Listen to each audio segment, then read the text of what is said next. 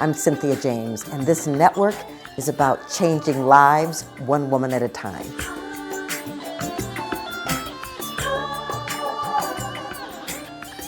I get the extraordinary honor of introducing you to women that are extraordinary and inspiring to my heart and soul.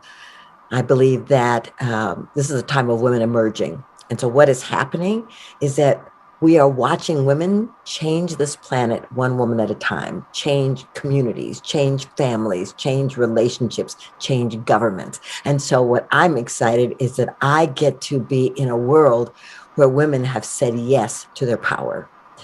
So I'm going to introduce you to my guest today. I smile whenever I think about her. Her name is Melanie Gorman, and she's the Senior VP of Your Tango Experts. She's also a business coach in charge of their popular training program, ACE Weekly Business Coaching. And this weekly event is the core of their experts program. It's where they teach, inspire, and encourage their community to really reach for the stars with their business. You know, I have been one of those people, and I have been one of the people she's coached, and I'm a true testimonial. She has a master's in counseling psychology, and she's worked for several years as a relationship counselor and coach. Also worked with Dr. John Gray, author of Men Are From Mars, Women Are From Venus, from 2001 to 2009. And this is what she says: the insight gained from working with the godfather of self-help was immeasurable. Welcome, Melanie. Oh, Cynthia, I just can't believe we're doing this. I'm so excited to be here with you. Well, me too. And I want to start with, a little bit of your history, because a lot of women think that women get to these amazing positions and it's kind of magical and mystical, like where did they don't even think they came from some other place. They just dropped in. So, tell us a little bit about your history. Well, that's such a great question. People don't ask that question enough, I don't think. So, I'm from DC. I'm from the DC area. So I grew up 15 minutes from where I live now, which is funny to me. Um, as a kid, I was curious and precocious, and I don't know, like I loved writing. I always had a sense that I was going to be a writer, and I went to school and decided, oh no, I'm going to be a therapist, and I went to grad school, and I moved all the way across the country. I lived in Oregon, and I had such a great time. And it wasn't long after graduate school that I started thinking that, I was a 24-year-old master's level person, and I was like, I don't know what the heck I'm doing. Like, I don't know what I'm doing. I don't know if I had the book smarts, but I don't know that I could actually do anything. And I got a job teaching, because, most master's level 24-year-olds can't afford their, food. So I had a second job working for a dating service, teaching people how to date. So yeah, it was called Relationships Northwest, and it was just hilarious looking back on it. But the guy who owned the organization wanted to teach people a better way to date, and so he partnered up with John Gray, and they asked me to go get trained, and I did all this training, and voila, I was teaching dating to singles that were being paid for matchmaking, and I thought, this is hilarious. Like, I don't know what I'm doing. I'm single. I'm a mess, but this is fun. Right, and I learned a long time ago that you have to have fun at your work, or it's just not worth it. So had a great time, and the dating service closed, and John called me and said, "You've taught more people to date than anybody in our entire organization. You should come work for me." And that was it. Like, I just took the opportunity when it showed up. So I worked for John for I don't know, 8-9 years, and then I came to Your Tango, and I've been here ever since, and I've been through all kinds of crazy stuff. I have 2 amazing children who are the light of my life, and I'm married to my high school sweetheart, which is a crazy story. I don't know if I've ever even told you this. Yeah, my high school boyfriend's my husband, and I just adore him, and he's lovely and a pain in the butt, and like every good marriage. So it was all these steps along the way. Nothing was ever like clear. It was just a matter of like taking the next opportunity and saying yes. you know, so that's how I got here. Well, I love that. And I guess, ladies, what I want you to hear from this is that she didn't have some blueprint. She didn't have some game plan. She was just following the next step, and fun was a part of it. And because she was open and willing to have that fun and to be of service, the universe kept showing up, kept supporting you. And that's exciting to me. So, okay, so tell our audience, what is your tango? Oh, so your tango. I love your tango. Your tango is like a women's magazine online, right? So the story of your tango is that it was a print magazine in the early 2000s, and then it converted to a digital publication in 2008. And you can find it online at yourtango.com. And it is a website that's filled with articles and videos that are intended to help people uplift their life. So some of it's like, funny things or horoscopes or things that are easier to kind of bite into. Some stuff's really heavy and, dealing with trauma, dealing with, what's gone on in the social world in the last year. So in the 2020 pandemic, one of the big things that came out on Your Tango was a brand new column on social justice. Like we've really been focusing on how do we help recognize when women and people are uplifting each other in their communities and what can be done to shine a light on things that are still in need of some care and change and all that good stuff that's coming and right there in front of us. So we have lots and lots and lots of articles, and there's a segment of it that is Your Tango Experts, and that's what I do.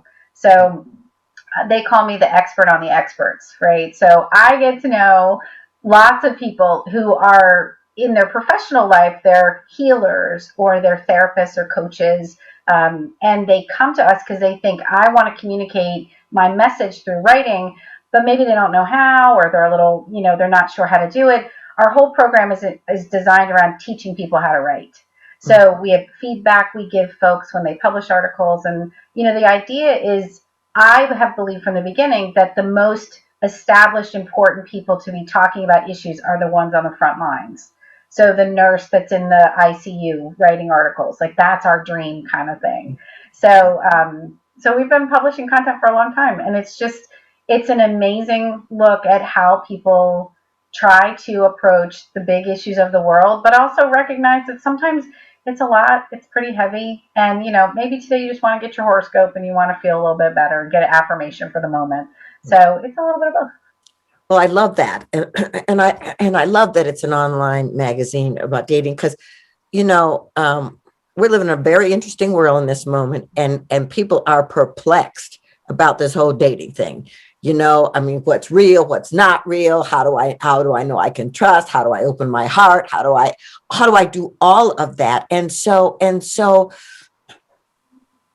a lot of women that I coach right this moment are single, and they've been in pandemic. Yeah. And so it's like, well, how do you date when you're locked down in your house? And so I know this is kind of a big question, but it's like, what are you telling women about finding how to date, Mm-hmm. love themselves, and date in a time that's unprecedented? I mean, and it's such a big word, unprecedented, and it's just right. It's the right word.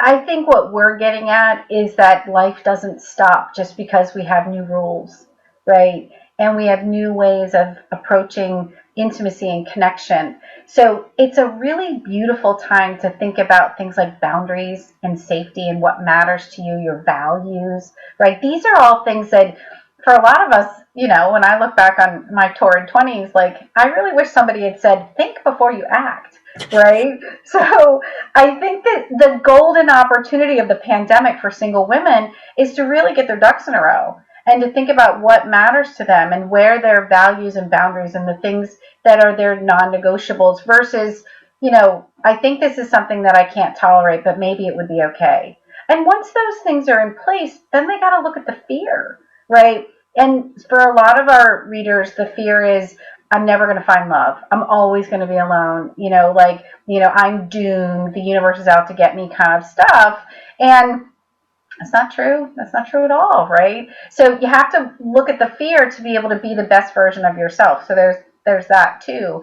And then I think for a lot of people it's just taking that big step, right? Getting yourself on a dating site, getting yourself out there, trying some of these, Zoom kind of things where you can actually be in front of other people that are looking for intimacy and connection, and then you apply everything you learned. You apply your boundaries. Do you meet with or without a mask? Do you meet, what's your values tell you?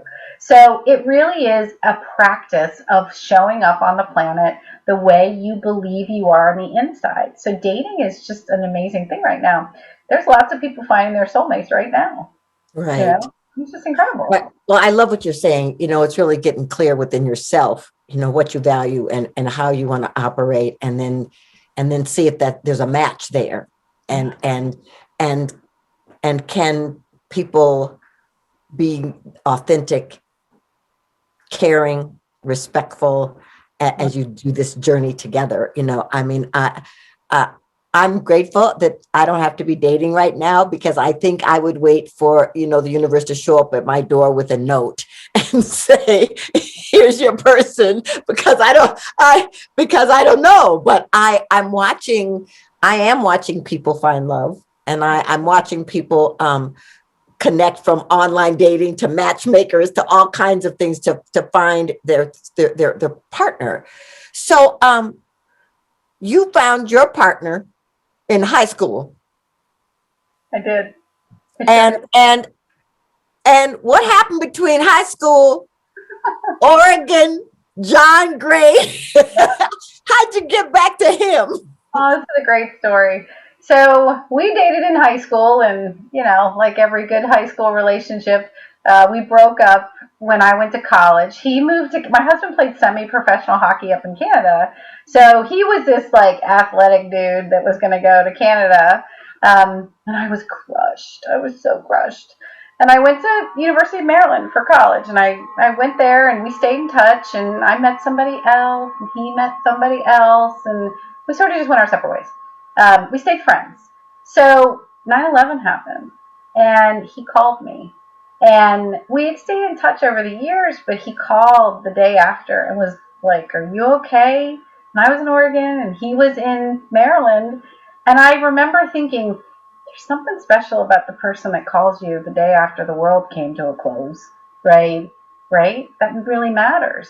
So we just started chit chatting on the phone, and I somehow I had to come home for Thanksgiving. I hadn't been home for Thanksgiving in 8 years, and I was like, I think I want to go home for Thanksgiving. So I came home, and I saw him, and that was lovely. And then I came home for Christmas, and then I said, forget it. This is stupid. This is a long distance relationship. Like, I'm 28 years old or whatever I was. Like, this is not good. And if you want to be with me, you come to me next. And he said, oh, I don't know about that. And he called me New Year's Eve, and he said, I bought a plane ticket. Can I come on Valentine's Day? And I was like, yes. So that was it. I was totally smitten. And so he came to Oregon for Valentine's Day in 2002. And then we made the decision that I would move back here. And it's been the best choice. Just the best Wow. choice. Yeah. So I love that. That's like stuff movies are made of. it's an interesting little. I don't tell it very often because it's like he's the guy that walked around in his sweatpants during the pandemic, and I'm like I gotta remember that you were the guy that called. So he's a sweet fella. He's a really sweet guy. That's So awesome. mhm. Well, before I ask you my last question, I want to know how people find you, and especially if they're a coach, if there's someone who's on the front lines, wants to be out in the world, how do they find you to see if they're a fit for your tango? So easiest thing is email. You can email me, and it's Melanie, Melanie at yourtango.com. Or we have a second website called Your Tango Experts, and it's all business stuff. And you can go there and hit the contact button and send me an email, and I'll get back to you. So we're always looking for professionals that want to write. And whether you have no idea how to write, you need a writing course, or you want to get your skills polished. Like, we love articles, and we're always looking for new and fresh stuff. And we'll even give you topics if that helps. So we'd love to have you. Beautiful. Okay, here's my last question. What is the one thing you want women to know about awakening? I knew you were going to ask a good question. Um, don't wait. Don't wait for some lightning bolt to show up. Awakening happens the second you choose to wake up. So take the opportunities that show up for you because that's how life works. God doesn't wait for, a telegram to show up on your doorstep or a match.com guy to be right there. God's going to send you all kinds of stuff along the way. So don't wait. Do it now. That's what I would say. Awesome. Did you hear it, lady? Write it down, ladies. Don't wait. Now is the time. Melanie, thank you so much for being here. I am so honored to walk this path with you and to have you in my life. Oh, you too, Cynthia. Thank you. So, ladies, we do this every week. I bring you amazing women. Come back, subscribe. We're on iTunes, iHeart, Spreaker, Spotify, on my website. You can find us in a lot of places, and we love to play with you. I want to remind you that you're amazing. I want to remind you that you're original. I want to remind you that you are an extraordinary being on this planet at this time because you're essential. So, yeah, don't wait. Step forward, bring your light, bring your gifts because the world is waiting for you. I'll see you next time.